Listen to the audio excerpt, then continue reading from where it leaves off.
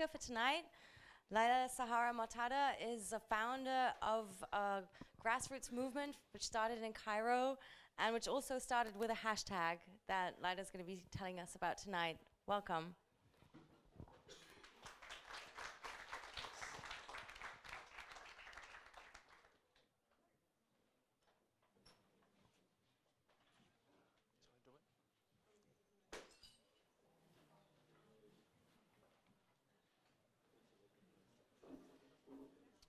Okay, hi.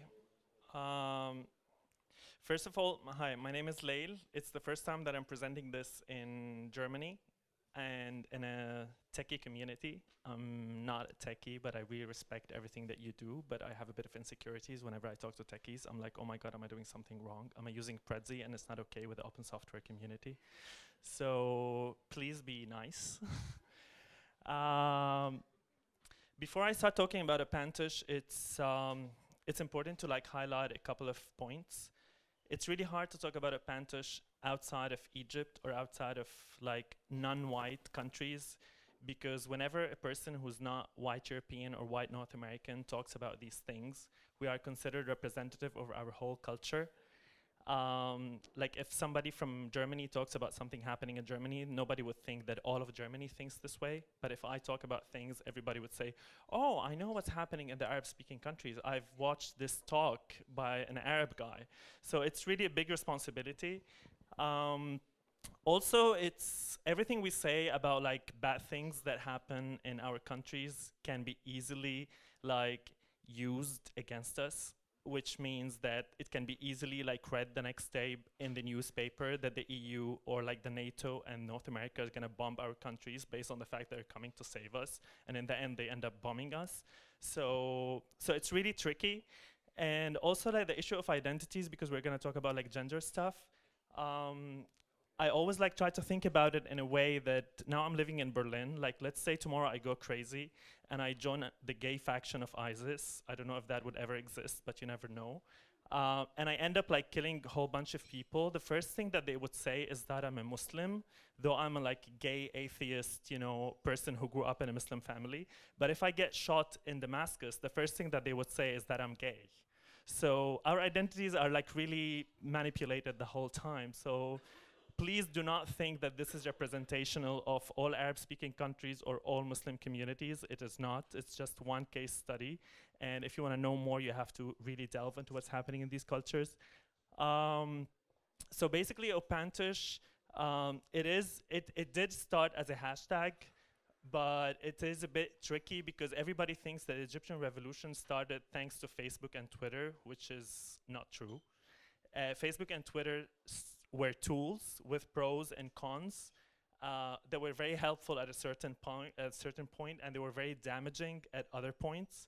But they take all the credits. We keep reading it in the news, and we keep reading it all over the place. OpAntiSH started as a hashtag, and the fact that the name came out as a hashtag, because when we first started talking about it, we felt that, okay, we need to have a Twitter hashtag. So it was, okay, Operation Anti-Sexual Harassment, okay, OpAntiSH. So it started as a hashtag, but then it didn't really focus on Twitter. It was more on the ground. We started in November 2012, a group of friends. We were involved in the Tahrir Square mobilizations and the logistics team. Then we started hearing, Tahrir Square was completely romanticized space where we felt that we are making history, and we were making history. We made history. We just failed at making the future. We heard about sexual harassment and sexual assaults, which is a major problem in Egypt. It is an epidemic. There's a high percentage of sexual assault and sexual harassment in Egypt. So we heard about it in the square, and we were like, this cannot be happening. We have absolute control over the square. We cannot, this is a bit weird. One day we were sitting, we were at an apartment close to the square where we used to go to shower and use the toilet and just rest for a bit. And we read on Twitter this amazing, activist. She had written about her getting sexually assaulted on the square. And I immediately spoke to her and I was like, hey, it's really brave that you spoke about this in public, but what do you want to do about it? If you want, I can get some friends and we can work on something. And she was like, hey, let's organize a small protest. And we did. It was a very small protest. It was very tense because on one hand we were not sure what's going to happen, and on the other hand we had like very weird reception from the people who didn't believe us. Like from the protesters, they were like, "Oh, you're like paid by the regime to kind of like give a bad reputation about the square." And others who were just like a bunch of women and like queer guys and like few men, you know, like talking about these things. By the end of the protest, it got really tense, and we got assaulted by a group of people. In that assault, me and a friend of mine, among other people, got sexually assaulted. It was one of the worst experiences I've had in my life. I did not think about it until much later. For me, it was just like she got sexually assaulted. I did not. I'm a cis man. I do not get sexually assaulted. She's a really brave woman, and she was also one of the founders of the group. After that, we decided that we're going to start going to protests and we're going to intervene if we see something happening, because when it happened to us, nobody knew what was happening. Like even our friends who were there when it was happening to us, they were kind of like looking from the distance, not really sure about what's going on. So we decided to go to the first protest and to put like pink ribbons on our arms, thinking that, okay, no sexist, you know, sexually harassing guy would rather live coat in pink. You know, they'd rather die before they would wear pink. And the computer just died or went in pause. So anyway, we went there and we started learning that it's not the smartest strategy, because anybody can get a pink ribbon.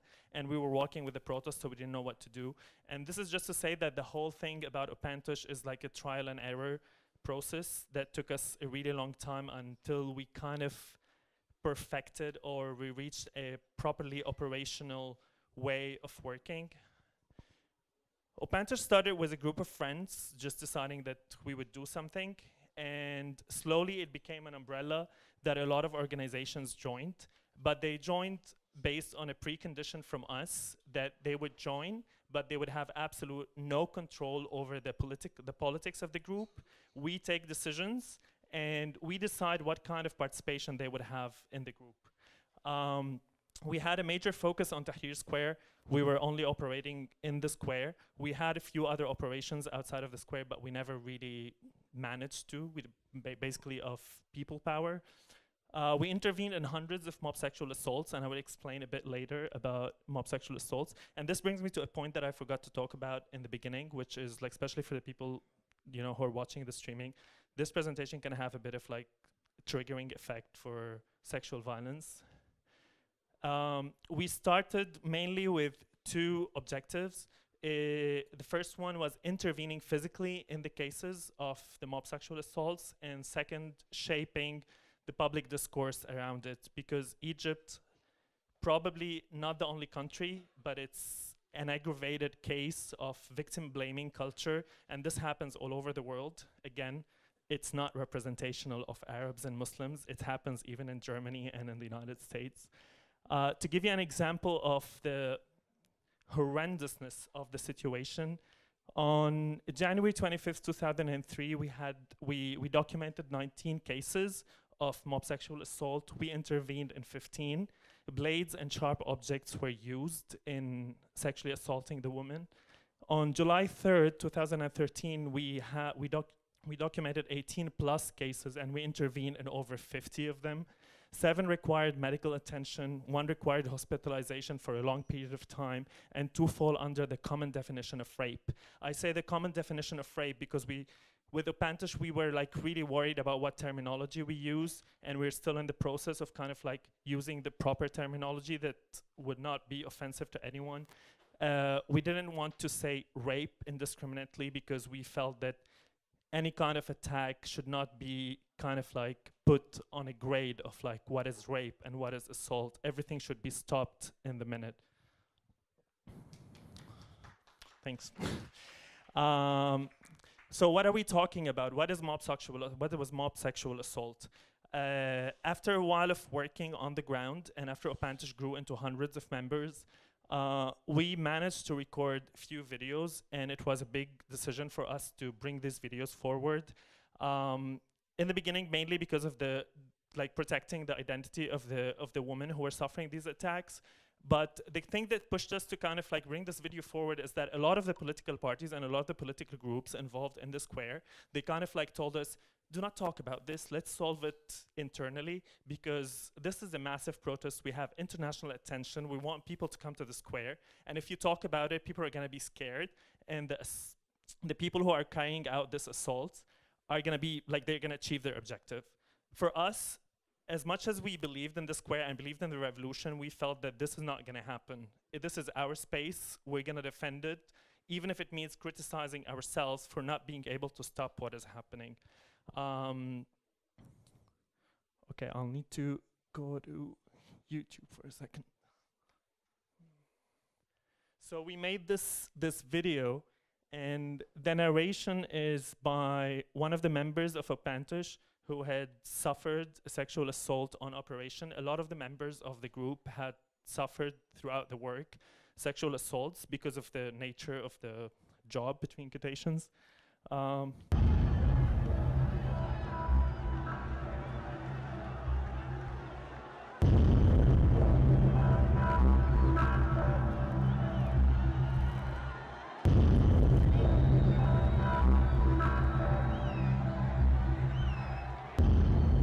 دي مش خناقة، في بنت مزنوقة جوه الدايرة دي. البنت دي بيتم التحرش بيها. دلوقتي في 3-4 ايدين جوه بنطلونها، و3-4 زيهم جوه بلوزتها. في حوالي 10 اشخاص بيشدوها من كل حتة، وفي واحد دلوقتي بيقلعها الجزمة عشان زميله اللي بيقلعها البنطلون يعرف يشده بسهولة. في واحد دلوقتي ماسك البنت وبيقول لها انه بيحميها. في الحقيقة هو متحرش، وايده دلوقتي جوه ملابسها الداخلية. في واحد بيقلع بنطلونه عشان يلبسه لها، وواحد بيقلع الجاكيت، وواحد بيحاول يلبسها، وعشرات بيحاولوا يمنعوهم بسنج ومطاوي.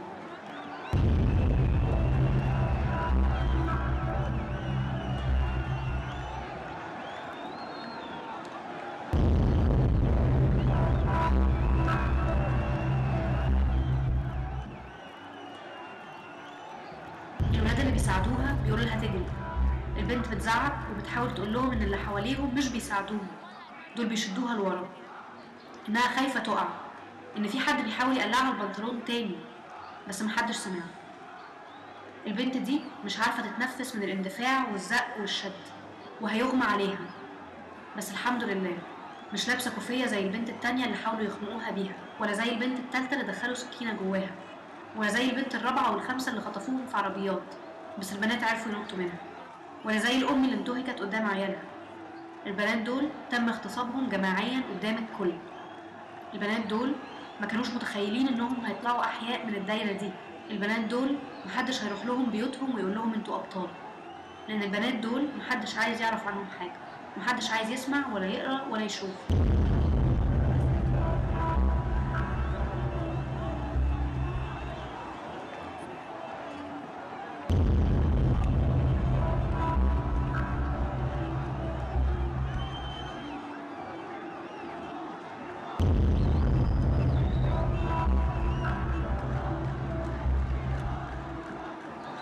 بس احنا مش هنسكت، مش هنتكسر، مش هنتكسر. ميدان التحرير والمناطق المحيطة بيه بيحصل فيه اغتصاب جماعي. انزلوا ساعدوا في التصدي للمغتصبين، لان احنا مش ناويين نقعد في البيت. الميدان ده ميداننا، الثورة دي ثورتنا، والمعركة دي هنخوضها لآخر نفس.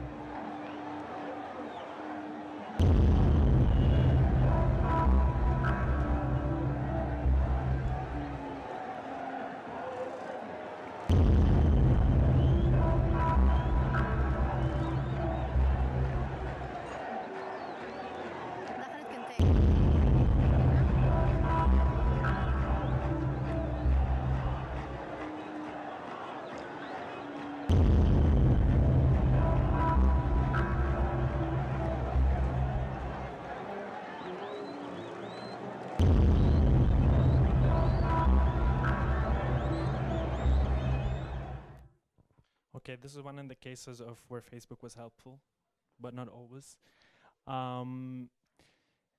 I know that it's, whenever we showed this video, people felt like it was a bit confusing because they can't really see. They just see like masses of people kind of like with واحنا كنا قلنا يعني نتشاور مع بعض في اطار ان احنا فكره ان يبقى في مشكله. Okay. It is confusing, and we liked it because this is how exactly it feels to be in the middle. You don't really understand what is happening. You've got hundreds of people around you trying to put their hands on your body, strip your clothes off, trying to tell you that we're trying to help you, pull you to the right, pull you to the left. It is this confusing, and this is why basically we didn't in OpAntiSH we didn't really know how to pin down the harassers, because in the middle our objective was mainly to get the woman out, and we didn't feel that we have the capacity. There was all kinds of crazy ideas of like having a red spray can and just like spray people's hands, but having been inside of this, I couldn't tell even like the hands of my friends when they were trying to reach out for me to kind of like tell me, hey, come with us. It was just like this mass of like arms and hands in the middle of a really crazy situation. This brings us to a question: who is doing this? We don't know, to be honest. We don't have clear evidence of who is doing this, but we've got clues. One of the main clues is that Tahrir Square has 6 to 7 entrances. And if you look at any given night, the attacks and the assaults happened in few entrances. Like they would concentrate on 2 or 3 entrances of the square.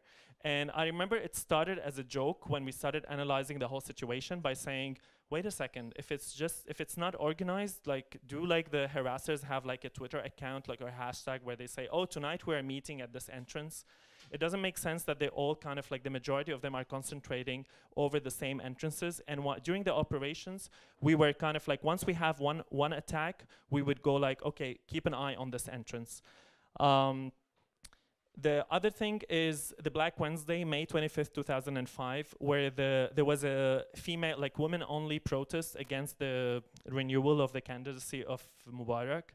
And they were mainly female journalists, and they were attacked, and it's documented, and sexual assaults were actually used against them. I would like to mention Nawala Ali. She passed away. She's one of my personal heroines. She was the first woman who actually spoke about this and brought it forward. The other thing is the similarities in the testimonies and the strategy that was being used. It was like kind of like all of them had exactly the same way of working. It was kind of like a bit coordinated if you look at the testimony. So there was one guy working on the shoes, the other guy pulling down the pants, the other guy kind of like pulling with the scarf. So there was quite a lot of like similarities in this stuff. Also, like the various regimes who followed on Egypt, starting from Mubarak to the military council, then the Muslim Brotherhood, and now to Sisi, they all used sexual assault and sexual violence as part of their repression mechanisms in and out of custody. We can say they are, at least in most cases, triggered by unorganized form. Not to clear the society, because this is building on a society that is built on victim blaming, on accepting sexual harassment, and kind of like considering that if a woman suffers sexual harassment, then it is her fault. I'm running out of time, but I would really like to highlight one quote, because everybody seems like, especially the EU, seems to ignore this fact. Sisi is now like the internationally recognized president of Egypt. In 2012, he was not the president. He was part of the military, junta that was ruling Egypt. And there was something known internationally as the Virginity Tests. It was a group of female protesters that got arrested. And when they came out, they said that we've been like sexually assaulted. And Sisi came out in the press and he said, well, the virginity tests are basically like the military said that they are doing virginity tests on the woman. We didn't know what was happening, which was not humane. It was done in the police station in the presence of like male police officers and things like this. And he came out to say the tests were done to protect the girls from rape and the soldiers and officers from accusations of rape. So this was his official justification, and now he is received in the EU. There's a lot of collaboration with the German government. If I have time, I've got lots of quotes about the German government. Okay, I'll move on due to time. I will just jump quickly to kind of how did we work? How did this like small group of people become into hundreds of activists who were coordinating on each operation? It was literally a massive operation. I think like one of the biggest mobilizations that I've been part of. Basically, these are like the different groups that we were working with. The operations room was the room that kind of like received the calls. We had hotlines so people could call and say, I can see a woman getting assaulted on this specific corner. And we will talk to the intervention team. That was men and women, and this was a massive discussion within the group because people felt that why are we putting women there, because they risk much more. And usually, I remember in Tahrir when we were trying to deliver food, when we were completely blocked by the military, we were choosing the people who were less risky to deliver the food. So a lot of people involved in the group were saying, why don't we apply the same logic? Why aren't we just sending the cis men to kind of like get involved in this? But for a lot of the women and for OpAntiSH, it was part of shaping the public discourse to say that if the women decide for themselves that they want to be part of the intervention team, they should be allowed to. So the intervention team would get the woman out. If it's needed, they will take her to the cars team. There were like hidden cars around the square that only a small group of people, mainly the operations room, knew where they were, and we would direct them over like walkie-talkies or through the mobile phones. The cars team would either take the woman to the hospital or to a safe house. In hospitals, we needed like a legal support team because a lot of the hospitals, they wanted to either do what is known as like the virginity tests, or they wanted like the woman to wait like 6 hours until like the, I don't know what you call them, like the official doctors from the regime to come and check on her because it's like a homicide attempt. The media team was dealing with the media, which was horrendous, like especially like European and North American media, when they would call you and say like, hey, have you got any raped women that we'd like to interview? The follow-up team, it was mentioned in the video, most of these women had to go back to their houses and act normal after such a horrendous experience. So we had the follow-up team who could follow up with them. Turning points in our work that we find was testimonies collected by OpAntiSH, completely anonymous and published on social media, and the woman who came out on national TV stations and spoke about what happened to them. This was like the evidence that nobody could deny anymore. One of them, a member of OpAntiSH, went with her clothes that she was wearing during the assault, and this was like really touching for a lot of the viewers. High social media presence before and after the operations that we were working on, but also during the protests. We only worked during big protests, basically on Fridays. That was like the biggest gatherings. We were literally every like 10-15 minutes putting updates saying, okay, avoid this point, avoid this entrance. We've reached this amount of cases. And this is where like the tech part kind of like got in. OpAntiSH today, the question is not where is OpAntiSH today, the question is where are the protests in Egypt. There's an anti-protest law, there's a completely ridiculously oppressive regime that is, again, accepted by the world governments as the democratically elected regime. There's lots of people in prison, there's like police, repression, judiciary, complicit judiciary system, and military tribunals that everybody seems to ignore. So there are no protests, so we kind of like lost our field of work. Now we are thinking of moving online, but we're still trying to figure out how we do that. This is what we're thinking of doing, like doing research and online mobilizations to kind of like tackle tech-related violence against women, or like bullying and cyberbullying and trolling based on sexual identity and gender. We're still in the initial phases. And the last point, I got time to have. Geraldine is keeping my time. Do I still have 1 minute? Okay, 1 minute, cool, I can trash the German government. So, it's really funny because like when I started reading about the agreements between the German government and the Egyptian government, I thought about every time I had to apply for a visa in Europe, or when I got married here for papers. So basically, whenever we need to like get a visa, get work permits, student residencies, get a refugee status or whatever, we need to provide something that's called the criminal record to prove that we are clean. Even if it was just like a minor theft or a protest or something like this, it can affect your visa process and you can get denied entry to the EU based on the fact that you got arrested in a protest. While if you're a regime, if you're the Egyptian government who's been like documented by international, you know, human rights organization and everything, you've like slaughtered, imprisoned, tortured, raped for decades, you know, the German governments would still say the following. And I've collected these from the German Ministry of Interior. They're all official statements, and they're questions by the MP Andrzej Hunko. I'm sorry for the pronunciation. So basically, they carried out courses on police internet analysis officially directed at combating terrorism, and that's prior to what is commonly known as the Arab Spring. So that's what they were doing in Tunisia and Egypt before the demonstration started. Till today, they're refusing to halt collaboration with Egyptian police, even as a pressure strategy, based on the fact that, and I'm quoting, due to its geographical position between the crisis flashpoints of Libya, Gaza, and the direct border to Israel, Egypt attracts radical Islamists. So again, like the threat are the Islamists, but not the regime that has been like documenting. Both of them are a threat. I think if we want to treat them, we should treat them equally. The lack of knowledge regarding the possible actions that can be taken and principles for acting in accordance with the rule of law are often causes for acting incorrectly, which can be contained by improving cooperation. So Germany believes if they go and they teach the Egyptian police how to act, because like the Egyptian police have been acting this way for over like 4 decades because they don't know, because they're like completely clueless about what you should not know. So they believe if they teach them and they give them equipment, highlight a very important point, providing them with lots of equipment, they would act properly, you know, which is, I find extremely funny. The federal government shall refrain from providing further information on the negotiation process in light of the negotiations still being underway. So that's how they stopped answering the MP questions, because they felt that the negotiations are still underway, so they cannot provide any further information.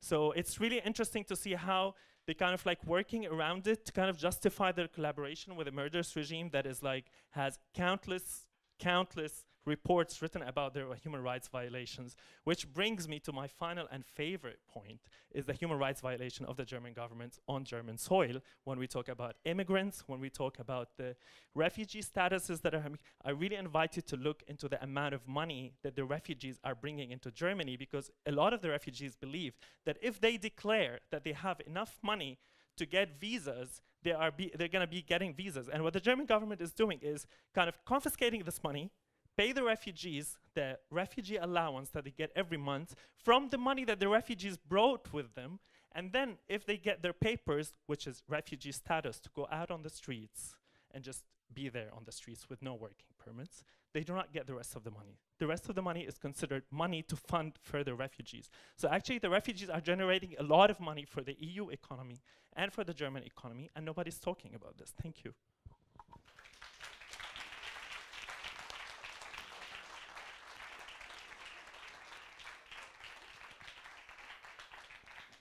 Much. Let's take a couple of questions or comments.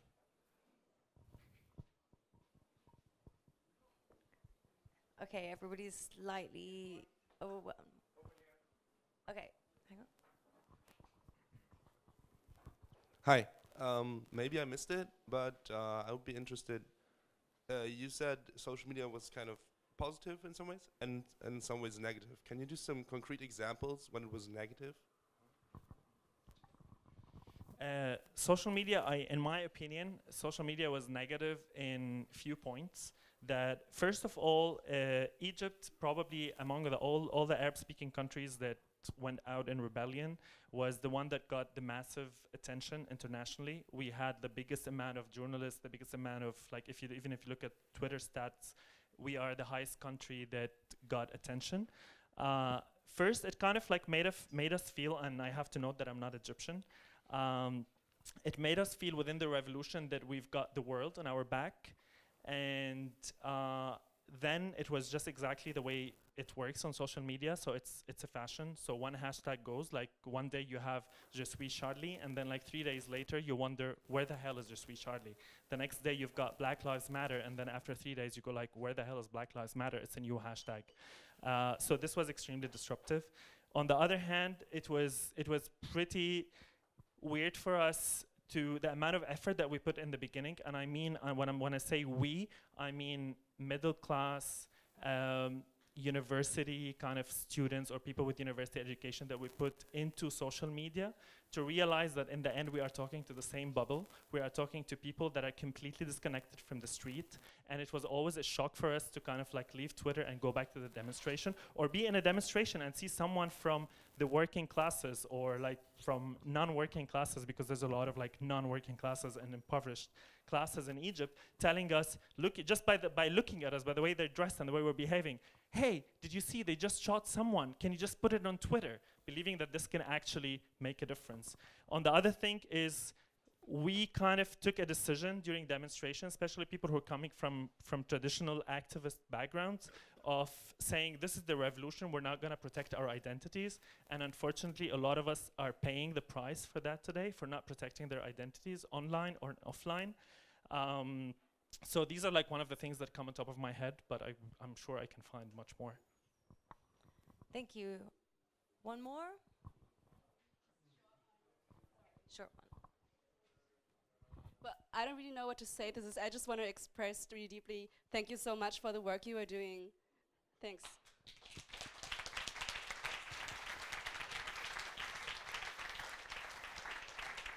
I would like to second that, and thank you for being here tonight and sharing it with us. So I hope you're all going to use the opportunity to stick around and have a drink with us, and use the opportunity to speak to the two great speakers that were here with us tonight, or also to one of us from Digitale Gesellschaft if you're interested in the work we do, or maybe also in speaking here in one of the next net political evenings that we have at Seabase. And the next one is always on the first Tuesday of the month, coming up in April, and we hope to see you all there then. Thanks very much.